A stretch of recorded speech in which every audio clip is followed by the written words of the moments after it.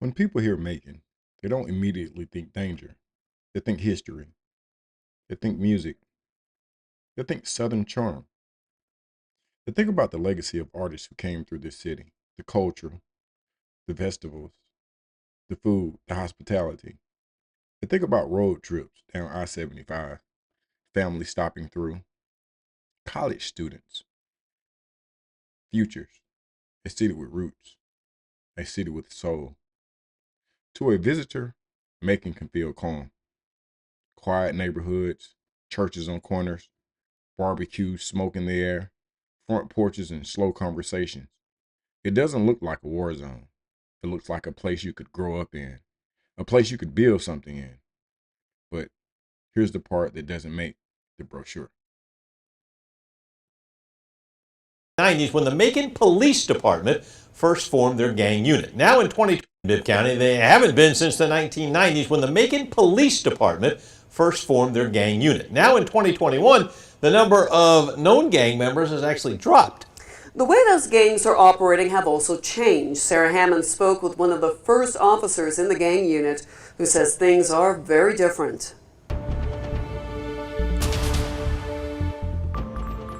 Back in the 90s, Montpelier Avenue used to be a dividing line between two of the most prominent gangs in Macon, the Crips and the Mafia. Wear the wrong color on the wrong side and things could get violent. But now in 2021, things have changed. You wouldn't wear blue on that side of the street, and you wouldn't say anything derogatory about the people who lived over there because there'd be consequences. Back in the early 90s, Carl Fletcher and 5 other officers were cracking down on gang activity. We started seeing rash shootings, people wearing the same type clothing. So we went to the chief, told him what we thought, and he said, we'll put together a gang unit.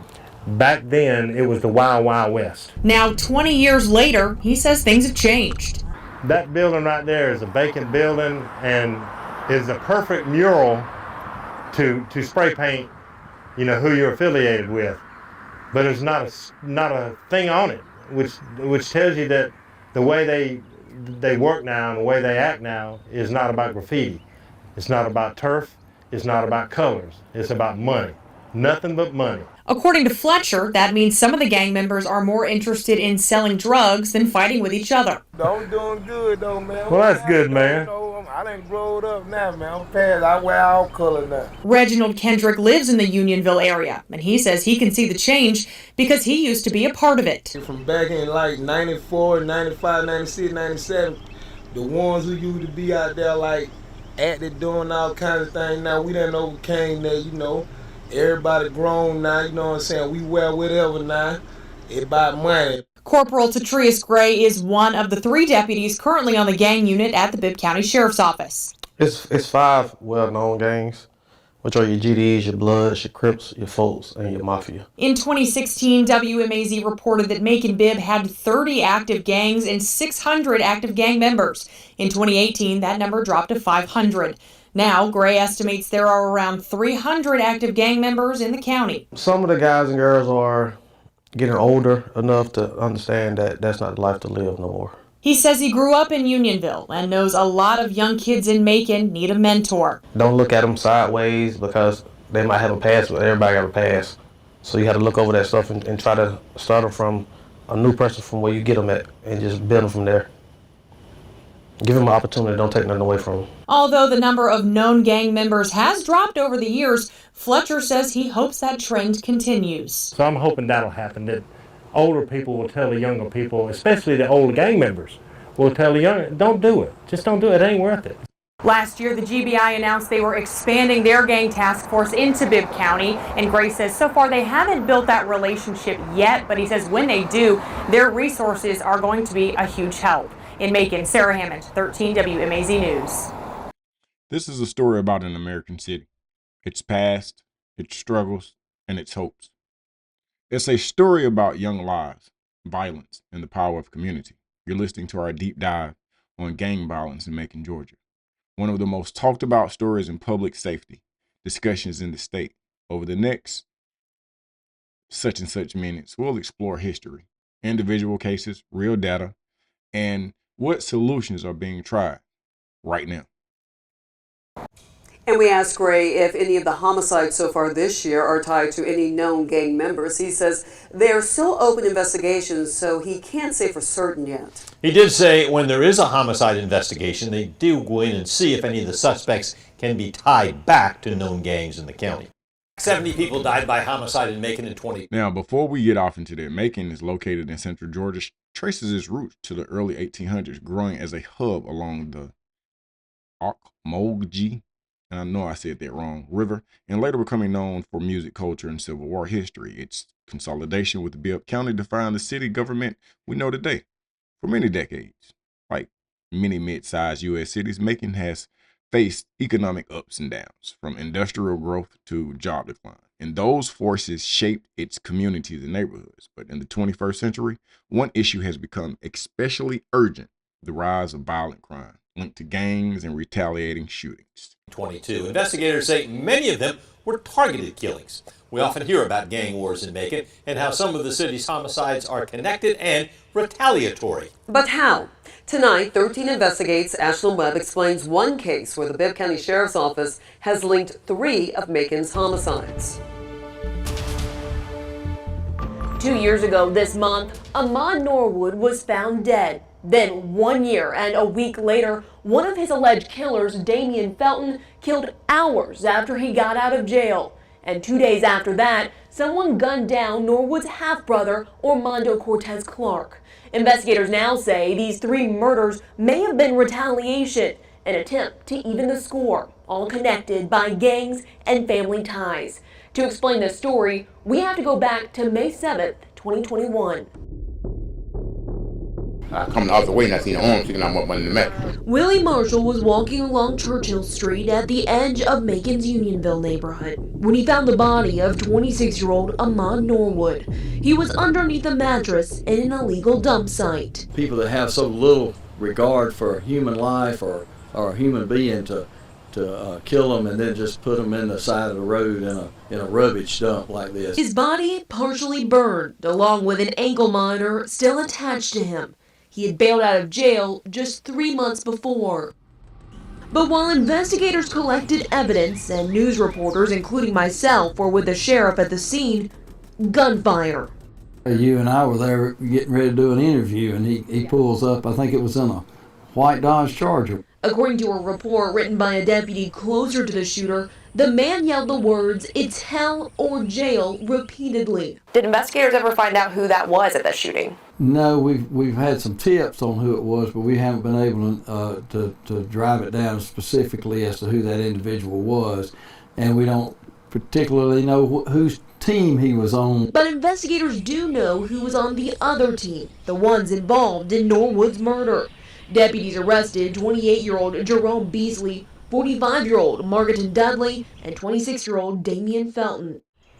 Court records say Felton was playing dice with Norwood at a shot house when a fight broke out and Beasley allegedly shot Norwood. The 3 then allegedly tried to burn his body and place it under the mattress.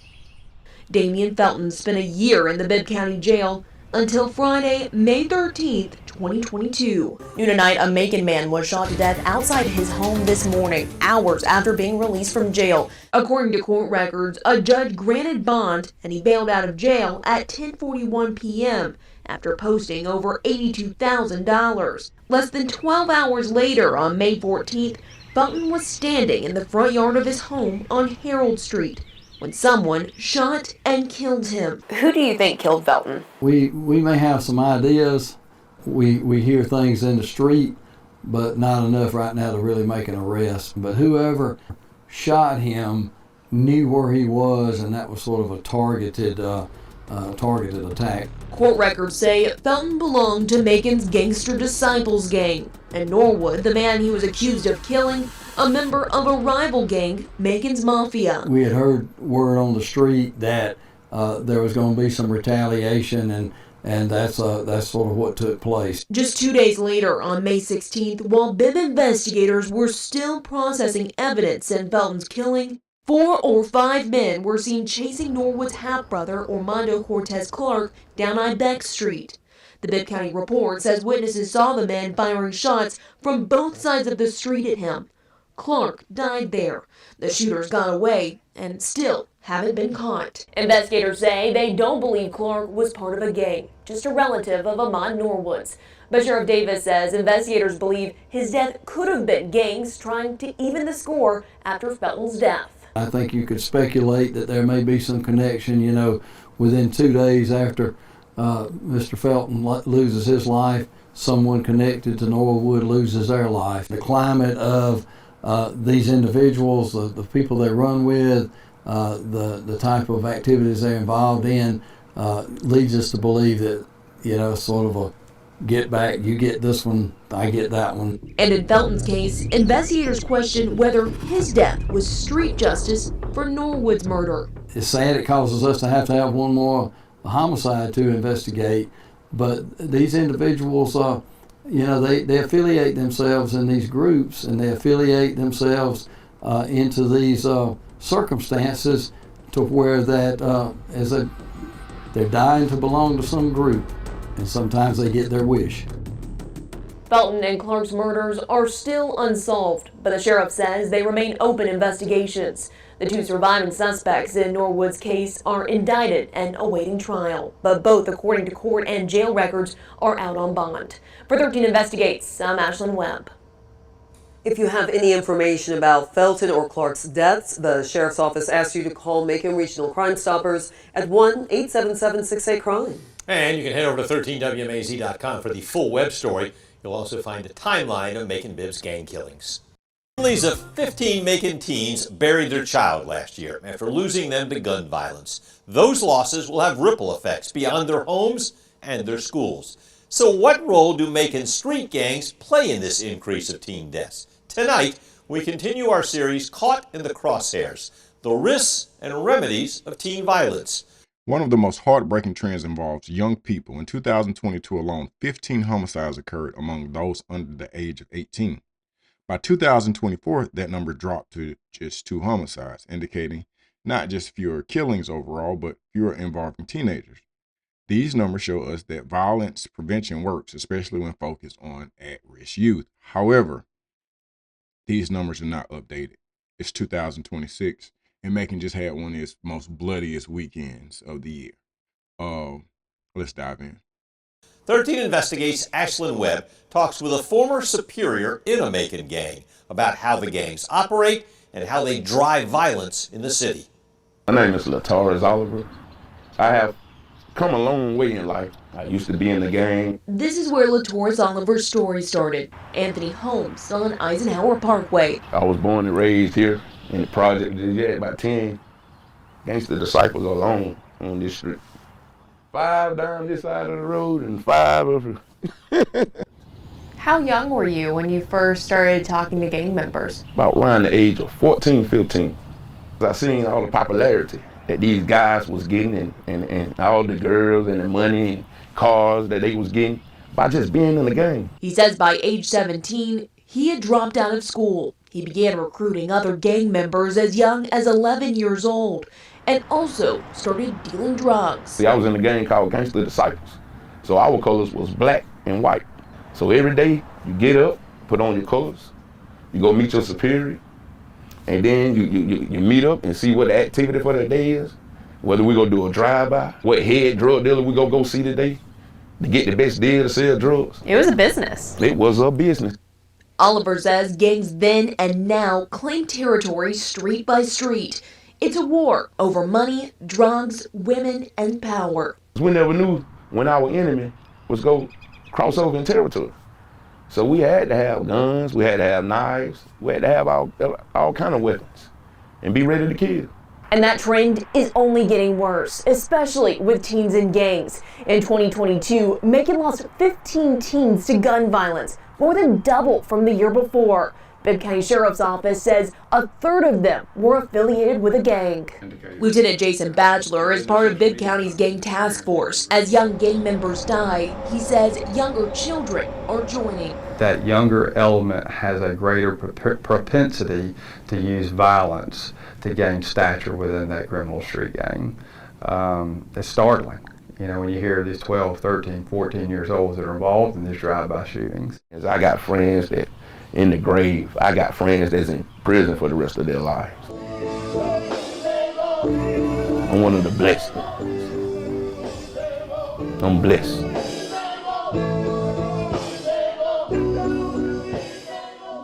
LaTorres Oliver says he spent over 17 years in the gang. He says he was in and out of jail at least 20 times, but his final arrest was his wake-up call. We were shackled by tools going to the courtroom, shackled by feet and by hand. So we got to take the steps, and I'm just praying to God, Lord, get me out of this situation. God, I guess he heard my cry. Nearly 10 years later, he stands in front of the congregation at Smith Street Baptist. Through their prison outreach, he often tells inmates his story. How do you get out of a gang? I just simply turned my life over to Christ. Did you know any other gang members that tried to get out and they weren't as blessed as you were? Oh yes, unsuccessful. Got beaten, some to the point they lost their lives. That he's being tried for now. He had left that sometime in the past. I never knew him that way. The city that I know he's my brother, and I've walked with him since I've known him. Cindy, matter of fact, introduced us. I know these are gang-related charges that he has, but he had introduced us to people that he used to run with, and in that time we would go down to his old neighborhood on the south side. And we would minister to the guys that he was no longer running with, that he so desperately wanted them to change their lives. First of all, thank you for allowing me to speak and allowing my friends to speak for my behalf. I apologize for when I was a lost soul. I apologize for all the things that I've done. And I know I gotta own up to my mistakes and all that I've done. Regardless of me changing my life or not, I still gotta pay for what I've done. I also just want to let you know that I'm not saying this because I want to get the best plea possible, but I'm saying this because I really feel that I could help change people. Since I have been placed into the jail of Bill County, by the grace of God, I had a talk against gangs. People try to jump on me about talking against gangs, about getting out of the gang. I've been breaking up fights, I've been ministering to people. By the grace of God, they have been given that life over. And if I do be given another chance to do that, I will not let no one down. And to save my soul and turn life against gangs and drugs and violence. I'll ask for you to just believe in me. Even after I do my time, I still want you to believe in me. Wow. Because I'm truly true. I'm for real. I'm not lying. And I want my action to speak loud. So I'm telling you this now, but I'm ready to show that I am that man that I speak to people. Do you have any sense, Mr. South, of the gravity of the damage that this organization has done? Yes, sir. A whole lot of lives got wasted. Some got taken. Some got put in the box by the court. I'm not going to tell you that, but for you, these people would be alive and these people would not be in jail. I don't know that. But what I do know is that what you did made it easier for those things to happen. The people to die, children to be left without a problem. When you get out, you need to own this. And you need to be the man that you told me you wanted to be. And go back out there and talk to these folks. They may listen to you. You understand? What exactly do we mean by gang activity? Statewide data shows that there are over 127,000 known gang members across the state of Georgia, with nearly 2,000 identified gangs and gang-related activity tied to roughly 65% of reported crimes statewide.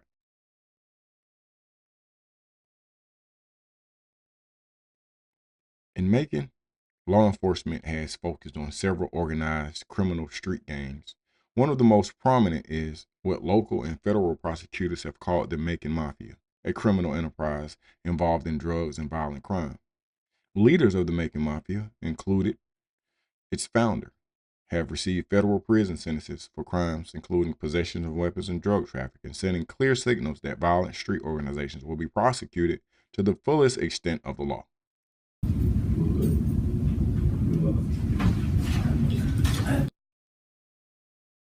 In 2016, we reported that Macon Bibb had roughly 30 active gangs and 600 active members. Now, Lieutenant Cedric Penson says those numbers have gone down. I spoke to a Macon woman who says she's still affiliated with a local gang, but since her son was killed in a gang shootout in 2014, her perspective on the groups has changed.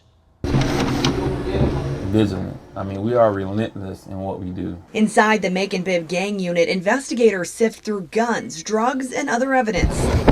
Each one of these persons have a certain look about themselves. Lieutenant Cedric Penson scrolls through photos of known gang members. We target primarily the leaders. Penson says since Macon's police department and the Bibb County Sheriff's Office merged 4 years ago, they've increased the number of gang investigators on the squad and built stronger relationships with the FBI, the District Attorney's Office, and pardons and paroles. Since then, Penson says they've cut the number of active gang members on the street from around 600 in 2016 to closer to 500 now in 2018. Based on our numbers and what I see in other cities, we are more aggressive in dealing with the problem. Penson says it takes a lot to shut down a gang, and it doesn't happen overnight. But with all the recent violence in Macon Bibb, one thing keeps him motivated.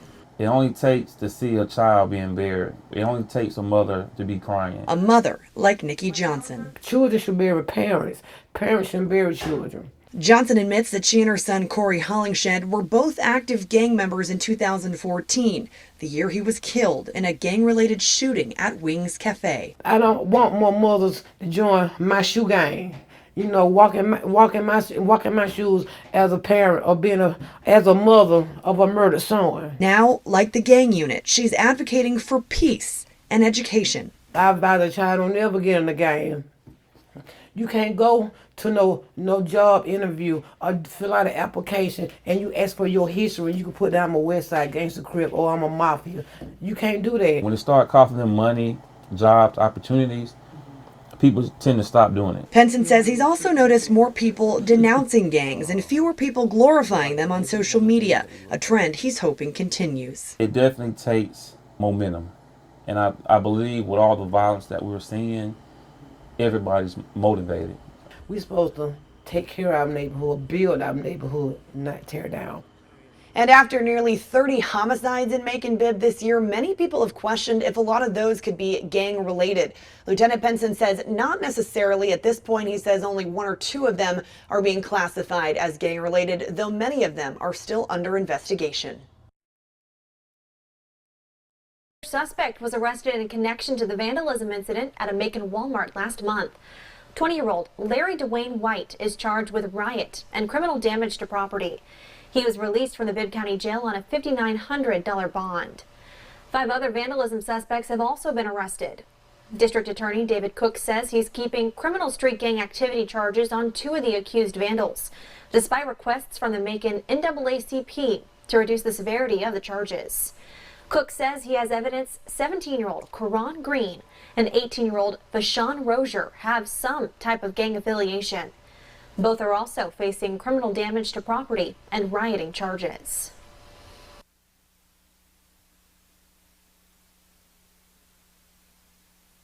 You know, I take that very seriously. A gang charge is a very serious offense with very serious consequences. And sometimes it's a very important tool to keep our community safe and make sure that the jury hears all of the relevant evidence about why someone did what they did. The other suspects are 20-year-old LeKelvin Renfro, 18-year-old Haj Malik Renfro, and a 16-year-old. They're also charged with rioting and criminal damage to property. The Bibb County Sheriff's Office says the incident happened on June 28th. And they released surveillance video of the incident at the Zebulon Road Walmart in Macon. It shows the group was running through a main aisle, knocking down merchandise and damaging displays. The sheriff's office says the teens caused about $2,000 worth of damage. The district attorney says arrest warrants have been issued for additional suspects. He adds there could have been about 88 people involved. And we'd like to continue to hear from you. Do you believe the charges these young men are facing are too severe? Comment on our website.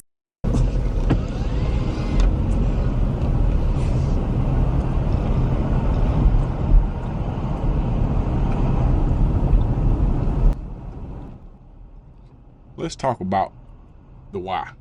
People ask, why would a 13, 14, 15-year-old join a gang? The easy answer is bad choices. The real answer is more complicated.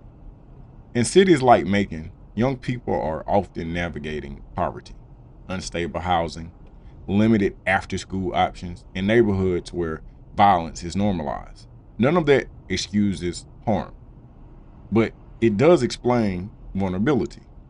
National research summarized by the Centers of Disease Control and Prevention shows that youth who experience community violence are more likely to carry weapons, join peer groups for protection, and become both victims and perpetrators of violence. Violence is contagious. Trauma spreads. Another factor is identity. Gangs offer belonging, status, and a sense of protection. For kids who feel invisible at school, unheard at home, and unsafe on their block, that sense of family can feel powerful, even if it comes with dangerous strings attached.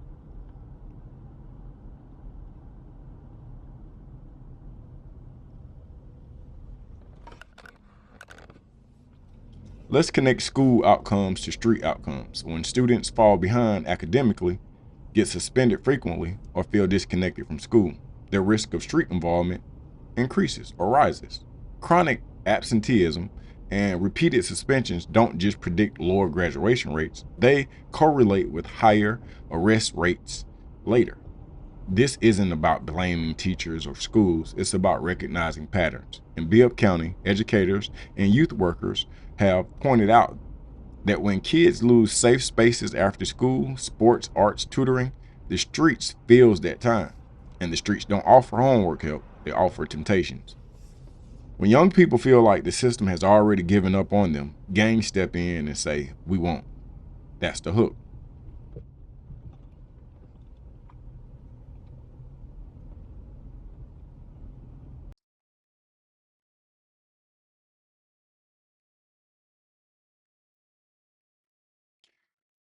Another headline-making case involved Alfonso Clyde, identified as a key figure in Macon's mafia gang network in 2024. Clyde was sentenced to 15 years in federal prison for possession of a firearm as a felon, but this sentence came after years of violent criminal activity tied to his gang.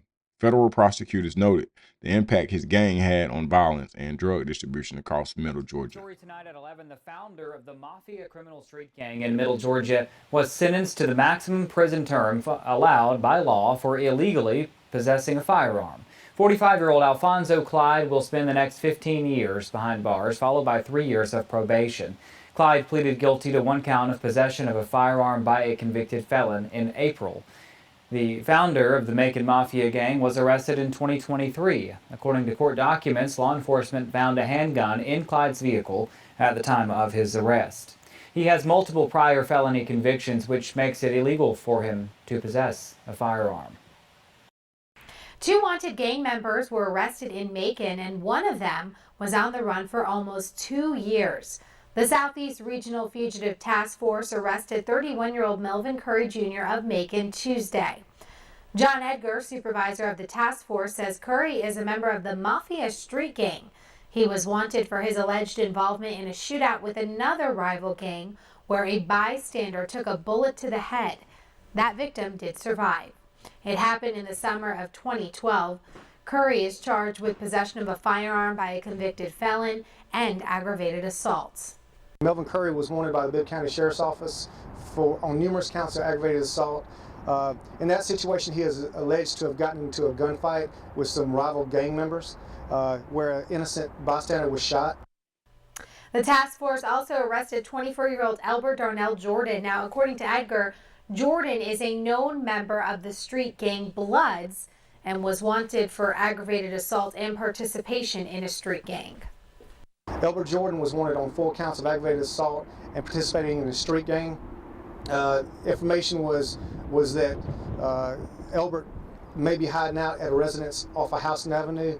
The task force and Bibb County deputy sheriffs went to the location. We went up on the front porch, knocked on the door, and we were let in. We found Mr. Jordan in the back of the house and arrested him without incident. Both men are currently being held in the Bibb County Jail. Tonight, we have new details from the 8 shootings in Macon last weekend. Today, the Bibb County Sheriff's Office arrested 31-year-old Jeremy Hill in connection with the death of 35-year-old Chavez Adams. In total, this weekend's string of shootings left 4 people dead, 9 others hurt. And in just the past couple of hours, we received the incident reports on all 8 shootings. Olivia Dunn is live in studio. Olivia, you spent the day and night going through those records, and you also talked with a member of Adams' family today. Yeah, that's right, Frank. We've created a map to show you how close some of these shootings were. This map here shows the 4 shootings from Saturday, with these 3 right over my shoulder within 2 miles of each other. And this map here shows the 4 shootings on Sunday, which paints a similar picture. You see this shooting on Holt Avenue and another near Mosley Avenue, just 1.5 miles apart. Now, these new reports are offering new details from last weekend. Meanwhile, families across the city, including the family of Chavez Adams, are still grappling with the grief of losing loved ones. Even though, my nephew got murdered and got killed, we shouldn't have no hate in our heart. Willie Finney is continuing to preach forgiveness after his great-nephew Chavez Adams' death. The Macon pastor says he forgives 31-year-old Jeremy Hill, who investigators believe shot and killed Adams on Florence Avenue Saturday. So I just pray for the young man. I don't hate him or nothing. I love him. If any way I could reach him, I would do all I can to reach him and let him know that Jesus is still saving. Adams was one of 4 killed in a string of shootings in Macon last weekend, with another 9 injured. These incident reports we got on all 8 of those shootings offer new details into what happened. The Bibb Sheriff's Office says deputies tried to revive Adams on Florence, where he was shot in the head, but he died at a Macon hospital. We were in the military, and he kept a job, and he married and got 3 children. A neighbor told deputies he saw 3 people run from the shooting, including the person that pulled the trigger. We asked the Bibb Sheriff's Office to see if that person was Hill, the man they arrested, but we have not heard back. At the first shooting of the weekend, deputies found David Evans shot in the leg in front of a house on Sharon Drive. The report says Evans beat and choked his estranged wife after breaking into her home where she shot him. He's now charged with criminal damage to property and battery family violence. We also told you about a 17-year-old shot 3 times on North Atwood outside of an apartment complex that day. The last shooting on Saturday left 3 injured, including a 7-year-old at a home on Key Street. On Sunday, another 17-year-old was shot in the arm inside his home on Holt Avenue. That report says deputies found over 80 spent shells on the street. About 2 hours later, someone shot and killed 25-year-old Charleston Burnett, 25-year-old Jordan Gardner, and 26-year-old Willie Kane. This week, deputies arrested 20-year-old Julius Milner for their murder. Just after 6:30 Sunday morning, 2 women were injured when someone fired shots into their cars near Williamson Road. And finally, Sunday afternoon, a woman was shot in her car in an apparent drive-by shooting on Dewey Street. Now, Frank, Lori, we did try to talk to Sheriff Davis further about this arrest and those 8 shootings, but he was not available today. Sending back to you at the desk.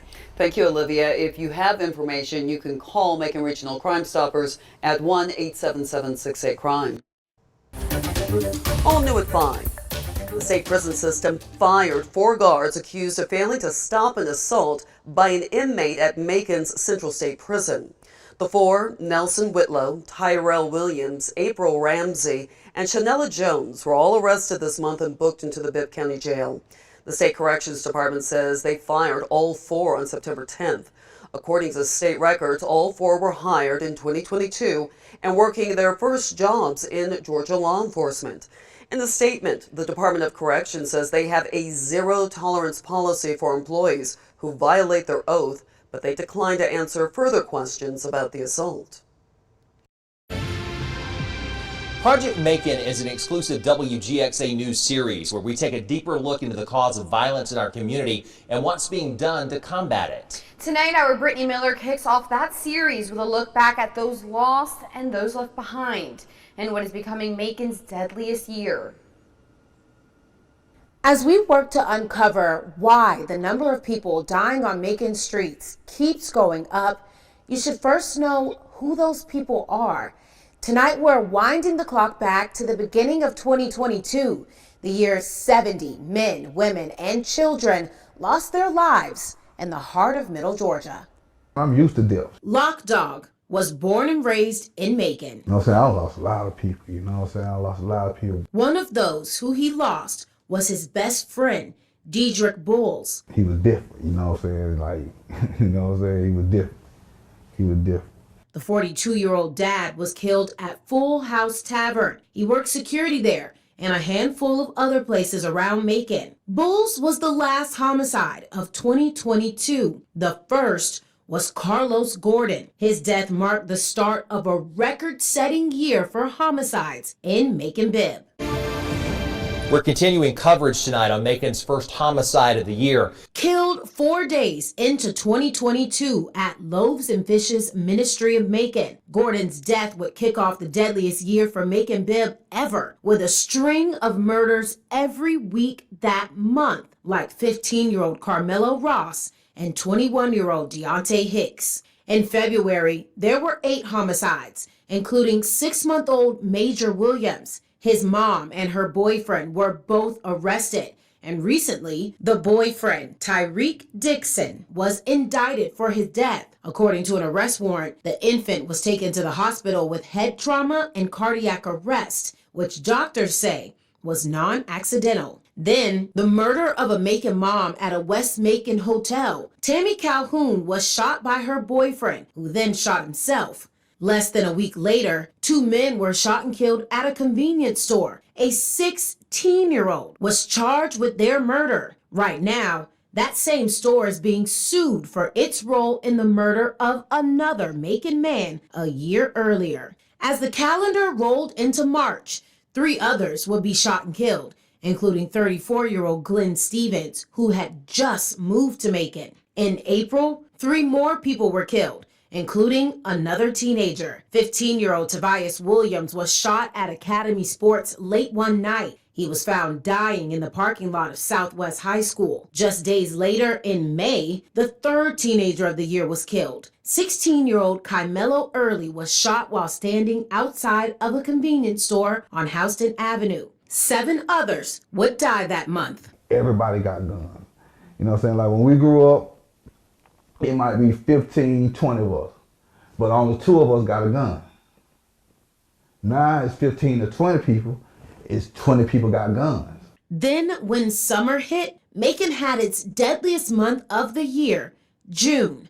10 people were killed that month, 4 of them teenagers. According to the Bibb County Sheriff's Office, 19-year-old Roderick Felton and 19-year-old Braxton Cole shot and killed each other at that same Houston Avenue convenience store where a 16-year-old was killed a few weeks earlier, putting the store in the spotlight again, leading to action from the county commission. Citizens are just pleading with us to do something about the violent crime. In the first half of the year, the county lost 38 lives. That's after 5 more people were killed in July. 2 of them were victims of a quadruple shooting at Waverly Point Apartments, 26-year-old Roctavia Edwards and 17-year-old Jaden Ellington. It's terrifying, you know what I mean? Because I got kids. It's crazy. It's scary for a parent. Among the dozens of homicides, not all are murders. Some are considered justifiable or even involuntary manslaughter. Others are still undetermined. But every person killed in Macon in July, August, and September was murdered. That number, 16 people. The loss of life continued in October. Throughout the month, 4 men were killed. One was a husband, Eddie Riddle, whose wife shot and killed him, according to her own admission. As the holiday season rolled in, Macon's death toll continued to tick up, with 4 families losing a loved one to murder just before Thanksgiving. In the final month of the year, a 14-year-old would be charged with the December 3rd murder of Tyleek Young, but not before 3 other teenagers would be shot and killed at West Club Apartments. Then, in a 7-day span, another 4 people would be murdered in Macon, including 16-year-old Nathan Elder and Dedrick Bulls. Bulls was shot on December 12th, but died days later on the 17th. Well, you know, D like Superman. He was like Superman, you know, like, so, you know, evidently I thought that he was going to be okay. Lockdog says he knows Macon streets, but after hearing of the 70 lives lost on them, He doesn't recognize them anymore. I wonder what happened to put the gun down, put your hands up. You know what I'm saying? Like in my day, if I was raised like, I would have been dead. You know what I'm saying? Because I was a fighter. You know what I mean? Like, fighters and people don't want to fight no more. He calls taking the life of someone else a selfish act, one that can forever impact those they leave behind. When you die, people mourn. You know what I'm saying? Some people never get over it. Reporting for Project Macon, Brittany Miller, WGXA News. In Pleasant Hills here, we had the Blood Gang and some.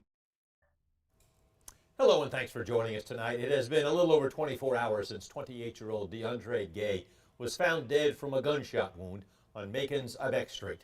The street has a history of violence, 5 shooting deaths in nearly 10 years. Jasmine Lee joins us in studio to share more about what's happened on that street.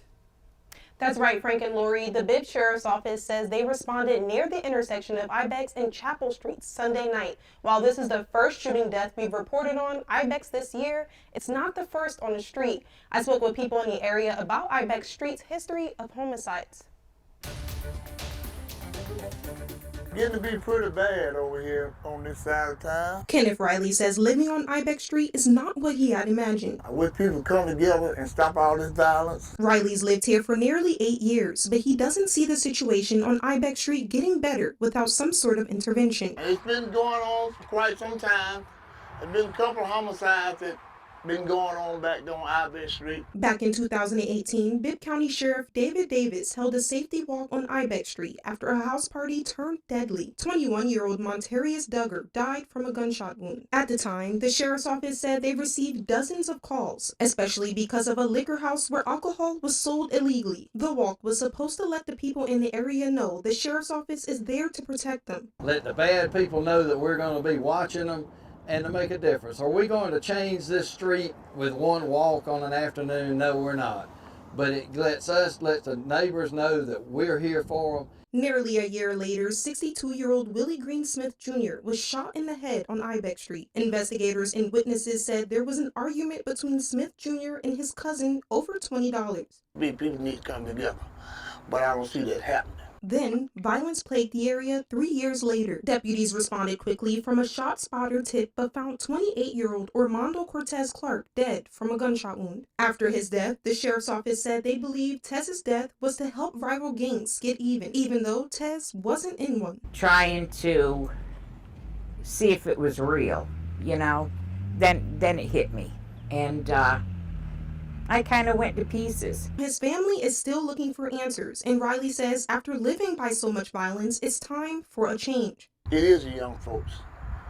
It's everybody. You got young and old, but mostly, mainly, it is the young people that's doing the violent stuff.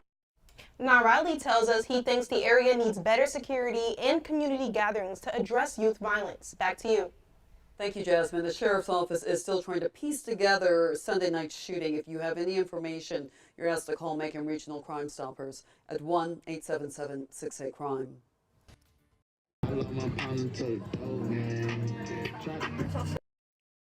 Let's talk about outcomes. Not in theory, in reality. For many young people pulled into violent street life, there are 2 likely destinations: prison or an early grave. It's harsh to say, but it's honest. Prosecutors working with the Department of Justice regularly emphasize that gang-related cases carry heavier penalties. Conspiracy charges, firearm enhancements, and federal indictments can turn what a teenager thinks is a small charge into decades behind bars. And prison doesn't pause your life. It redirects it. Education stops, family ties strain, trauma deepens. When people come home, they often come back to the same environment with fewer opportunities than before. The grave is the other outcome. We don't like to talk about it, but funerals for teenagers are becoming tragically familiar in some neighborhoods. Every one of those funerals represents not just a lost life, but a ripple effect of trauma across families and schools. Any real conversation about solutions has to include law enforcement. and it has to be honest. The Macon-Bibb County Sheriff's Office faces the same tension many departments do. How to aggressively address violent crime while rebuilding trust with communities that feel policy and underprotected. Over-policed and underprotected. Wants to expand its statewide gang task force to Macon. The agency hopes to open a new collaborative office downtown. Mayor Lester Miller says it's more than a year in the making and another step in his violence prevention program. Anthony Montalto shows you where they hope to set up shop. This building you see here behind me used to house a Department of Transportation office that monitored traffic on I-16 and I-75. Now the GBI says it's going to monitor another type of traffic, gang and drug activities in Macon and the surrounding areas. We are excited too, Mayor, to see this partnership come to life. It's a partnership some Bibb County leaders hope drastically reduces the amount of gang activity in Macon. Now the criminals will know that we are united here. This is what I will say. What's happening in Macon is happening in a number of places. And unfortunately, there is no end in sight. I think that this is just me because, I had some things written out that I was reading off of, and that's cool. But here's my honest, heartfelt solution.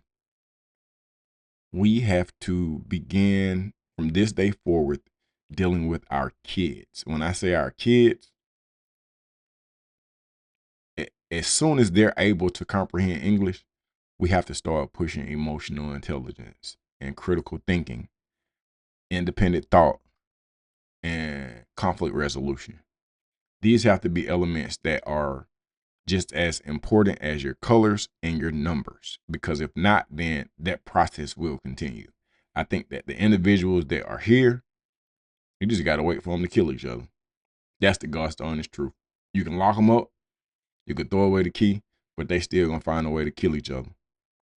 I think that the solution is you got to be able to sit down with these kids and emotional intelligence, the elements of emotional intelligence, self-awareness, self-regulation, empathy, communication, and motivation. They all have to become second nature. You got to shift the paradigm with the individuals that you can still mold, because once that clay being people, once they get to a certain state, then it's over with. I'm out, man. Y'all get in the comment section. Let me know what y'all think.